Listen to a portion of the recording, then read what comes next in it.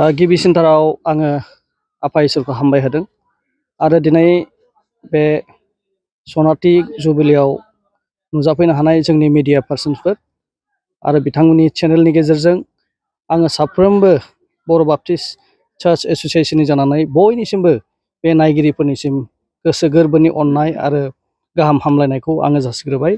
आङो दिनै बर' Baptist church एस'सिएशननि लेङाइ आफादगिरि जानानै बे सनाथि आमथेखा खुमगुरि बाप्टिस्ट मण्डलीजों खुंजानाय सनाथि जुबिलियाव नुजाफैनो मोननाया पार्सनेलि आंनि थाखाय जोबोद भाग्यबान होननानै आं सानो। बेबायदि समफोरखौ मोननो थाखाय जोङो थाङा आरो दिनै बे मण्डलीनि जेनाखि सनाथि जुबिलि खुंनाय बेयाव आङो फैनानै गोसोआव ओरैबायदि थुलुंगानाय मोन्दों। गंसे फिसा मण्डली आरो बिथांमोननि जिनाखि थीम सं बेनि गेजेरजों आङो मोनथिनो मोन्दों दिनै गोबां खस्थ'जों गोजान जायगानिफ्राय बावखाजों दै बाननानै लाबोनानै संसार जानाय सोलिनाय बेखौ खोनानो मोन्दों, गोसोआव थुलुंगानाय मोन्दों। थेवबो बिनि खस्थ'नि गेजेराव जोंनि आमथेखा खुमगुरि बाप्टिस्ट मण्डलीया गोग्गोम खुन्थियाव गायसनजानानै दिनै गोग्गोमै लर सर जायाजासे दिनैसिमाव गोग्गोमै थाबोबाय थादों आरो बेनि थाखाय आङो इसोरखौ बिथांमोनजों लोगोसे हामबाय होदों आरो फैबाय थानाय दिनाव बे आमथेखा खुमगुरि बाप्टिस्ट मण्डलीया बेबायदियैनो गोग्गोम गसंनानै आवगायलांगोन होननानै आङो मिजिंथिबाय।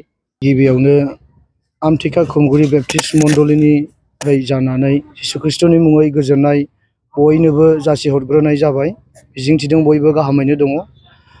जोंनि आमथेखा खुमगुरि बाप्टिस्ट मण्डलीया गायसनजेननायनिफ्राय 1973आव जोंनि फाउन्डारफोरा गायसनजेननायनिफ्राय दिनैसिमहालागै गोबां समावहाय गुबुन गुबुन रोखोमनि दुखु खस्थ' लोगो मोनबोनायनि गेजेरजोंहाय गोलाव लामा हान्थिनाय बायदि हान्थिबोबाय।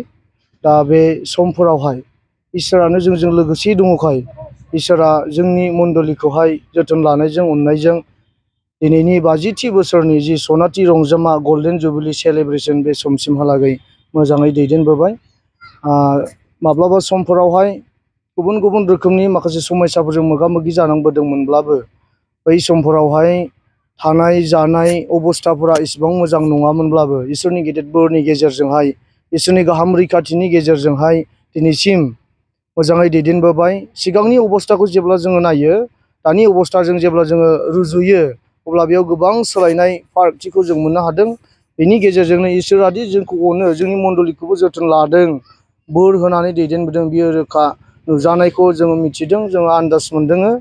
इसोरनि गेदेर अननायजों बेबायदिनो मण्डलीखौ दैदेनबोनायावहाय जोंनि दैदेनगिरि बिथांमोना इसोरनि गेदेर हेफाजाबजों 50 बोसोर 50थि बोसोरनि गल्डेन जुबिलि सेलेब्रेसनसिम दैदेनबोबाय। बेयो गासैबो इसोरनिनो गेदेर अननाय, इसोरनिनो आशीर्बादनि गेजेरजों जादों होननानै जोङो फोरमायथियो। दिनैसिमावहाय नोंथांमोननि बे गिर्जायावहाय न'खरसे बायदि दं? गुबुन गुबुन समफोरावहाय मण्डलीनि न'खरफोरा दावखोलाय हायलाय जाबोदों। माब्लाबा समावहाय आंनि गोसोआव थानाय बायदियै 28-29 न'खरसिम जाबोबायमोन। ओमफ्राय दायो बर्थमानाव गासै 25 न'खरफोर दङ। 25 न'खरावहाय जेब्ला जोङो जोंनि मेगाजिनावहाय नायगोन अब्ला जोङो बेखौहाय मोननो हागोन। गासै जोनोम जागोदानखौ लाफानानै 120 सा सुबुंफोर दङ। 120 सानि गेजेरावहाय माखासेया उन्दै गथ'फोर थाबाय, माखासे लाइमोनफोर, माखासेया बिमा बिफाफोर, बेबायदि एसेल' सुबुं अनजिमाया जोंनि बे मण्डलीयावहाय दङ। दिनैनि बे हाबाफारियाव मोजां इसोरनि रावखौ फोरमायनो थाखाय सोरखौ लिंहरनाय जादों आरो सोर नुजाफैनो? जोंनि बे गल्डेन जुबिलि सेलेब्रेसनावहाय जोङो गाहाय बुंथिगिरि हिसाबै जोंनि गाहाय आलासि महरैहाय जोङो हांख्रायहरदोंमोन जोंनि सार सन्जिब इसवारि, एरिया पास्टर BBCA थुक्राझारनिफ्राय। बिथाङा जोंजों मैयानिफ्रायनो दङ, ओमफ्राय दिनैसिमहालागै इसोरनि रावखौ लाबोगासिनो दङ। आरो दाहाय मोनाबिलियाव जोंहा मोनसे सेसन दंबावो, बिथांनिफ्रायनो जोङो इसोरनि गाहाम बाथ्रा आरोबाव सोलोंगोन।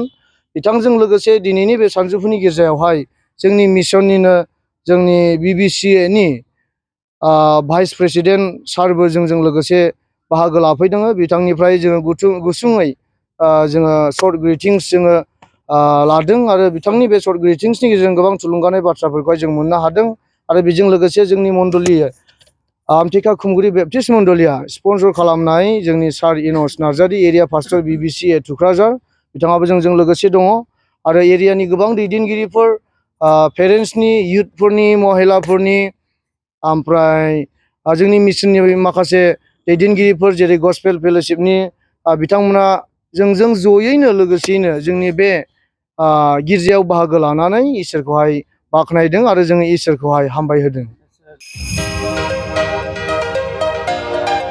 गोजोनथाव खौरां बाजाज बाइक लानो गोसो गुदुं सुबुंफोरनि थाखाय। क'क्राझार नोगोराव थानाय दावहारु अट' एजेन्सिया फैगौ 16, 17, 18 आरो 19 नभेम्बरसिम दिवाली धामाका अफार्स आरो लोगोसे मेगा लन काम एक्सचेन्ज मेला होगासिनो दं। दावहारु अट' एजेन्सियाव बायगिरि बिथांमोना लवेस्ट डाउन पेमेन्ट होनानै बाइक लानो हागोन आरो एक्सचेन्जनि खाबुआबो एभेलेबेल जागोन। नोंथांमोना क'क्राझार नोगोराव थानाय दावहारु अट' एजेन्सि श'रुमजों लोगोसे कारिगाव फेस्टिभ आउटलेट, दतमा फेस्टिभ आउटलेट आरो भटगाव फेस्टिभ आउटलेट ब्रान्च श'रुमावबो होबाय थानाय दिवाली धामाका अफार्स आरो लोगोसे मेगा लन काम एक्सचेन्ज मेलायाव फैनानै नोंथांनि लुबैनाय बाजाजनि बाइकफोरखौ गोसोबादि लाफैनो हागोन। बाजाजनि बाइक सालायनो मोजां मोनग्रा रायजो राजाफोरनि थाखाय दावहारु अट' एजेन्सि श'रुमा लोगोसे मोजां अफारफोरबो लाबोदों। बेफोरनो जाबाय free assured gift, free seat cover, 5 litre petrol free, गंनै helmet free, 12 times free washing coupon आरो बाइक बायगिरिफोरनो बाइकखौ मोजाङै साखोन सिखोन लाखिनो थाखाय 12 टाइम्स फ्री वाशिं कुपनबो हरनाय जागोन।